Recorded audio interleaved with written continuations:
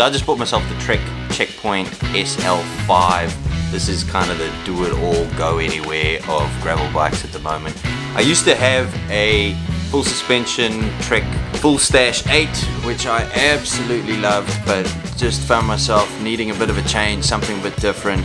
I'm super into going on these long distance rides, and I'm looking for something to give me even more capability, more distance, more fun, more comfort, and I think that this is the bike for that. Hi. Hello. How's it going? It's good. The bike's cool. It's definitely faster. Didn't make me any fitter though. So today we're talking about the Checkpoint SL5, all the features and why I chose this one, but I will talk about the AL5, the SL7, SL6 and all the SLRs, just so you can kind of figure out which one's best for you. So the SL5 is the start of the carbon lineup, and it comes with quite a robust spec and all the bikepacking stuff you would expect from a real adventure bike. The Slacker 500 series carbon frame, the carbon fork, the ISO speed linkage and the tubeless ready tires make this for an unbelievably comfortable and responsive ride.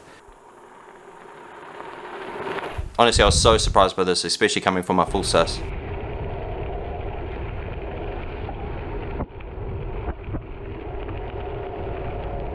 The ISO speed link actually decouples the seat post from the rest of the bike, so it actually moves independently, giving you an effective kind of 10 mils of travel at the back there. And on top of that, you can fit up to a 45mm tire. It comes with 40 mils, but you can fit up to a 45mm tire, just if you want that extra comfort.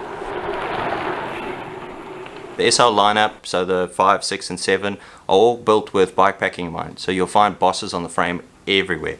On the top tube, the down tube, the forks, the seat post, everything. There's bosses everywhere. You even get a custom fitted Bontrager bike bag that actually bolts into the frame with all these bosses. So you can have that strapless design with still getting 2 bottles in the frame and one on the down tube. It also has this sick little stash inside the frame that you can chuck a little bag with some bike tools or whatever you want to put in there. You can put your weed in there. The SL5 comes with the wide-ranged and robust 2x11 Grx Drivetrain with hydraulic brakes. Perfect for grinding up those big hills, smashing out Ks in the flat, or more importantly, stopping when you need to on the way down. The SL6 and 7 step up to electronic gears with the SRAM axis if you want to be a bit more fancy. I personally went with the SL5 mainly because I'm never going to charge those things. As cool as they are, there's no chance. So if you're looking at the whole Checkpoint lineup, the ALR offers the same componentry as the SL5, so the same robust Grx drivetrain, but with an aluminium frame and without the ISO speed, so a little bit less comfort, let's say. If you're a bit more race focused, the SLR is probably what you should be looking at. They come with a lighter carbon frame and also a bit more of a race focused spec. But for me, someone who's looking for a fast, comfortable, capable bike, the SL5 is perfect. Yeah, sweet. Thanks for watching. If you have any questions about the Checkpoint SL5 or even the whole Checkpoint range, hit me up in the comments down below.